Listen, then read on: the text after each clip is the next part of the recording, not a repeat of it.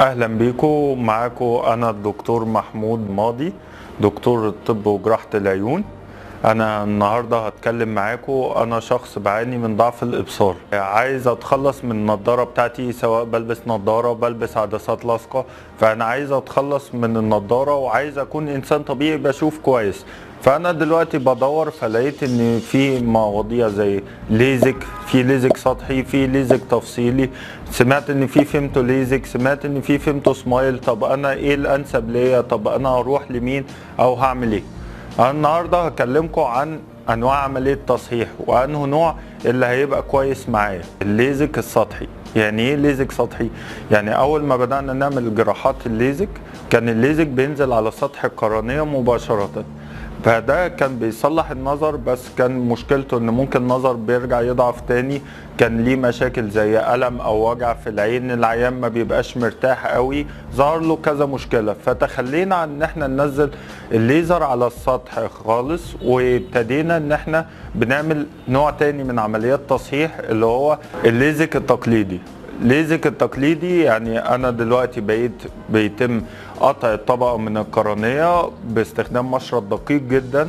برفع الطبقه دي، بنزل ليزر، برجع الطبقه تاني بعد ما اكون عالجت عيوب الابصار كلها، وبرجع الطبقه دي تاني. لما الطبقه دي بترجع بتاخد حوالي 6 ل 8 ساعات لحد ما تلتئم كويس. العيان من تاني يوم بيقدر يمارس حياته طبيعي، بس ما بنقدرش ان احنا ندعك في عينينا، ممكن بيكون في وجع خفيف في اول اسبوع بعد العمليه. بعد كده تطور النوع ده لحاجه اسمها الليزك التفصيلي او الالترا ليز.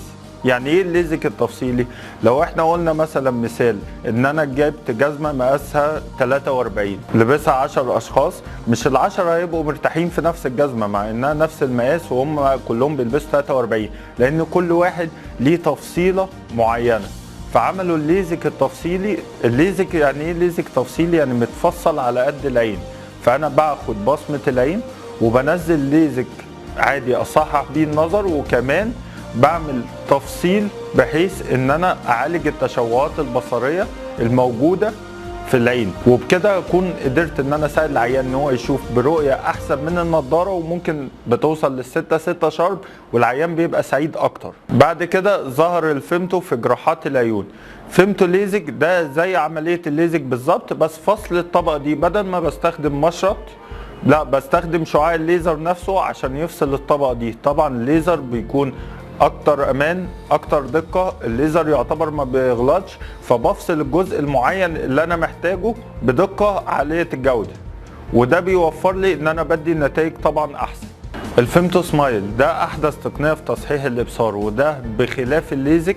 لا انا ما برفعش اول طبقه من القرنيه، وده معناه ان هو اتاح للناس اللي كان سمك القرنيه بتاعهم ضعيف او قرنيه فيها بعض المشاكل ان انا اصلح الابصار بتاعهم. ما اقول لهمش لا ما ينفعلكوش تصحيح وروحوا، لا ينفع ان انا اصحح الابصار.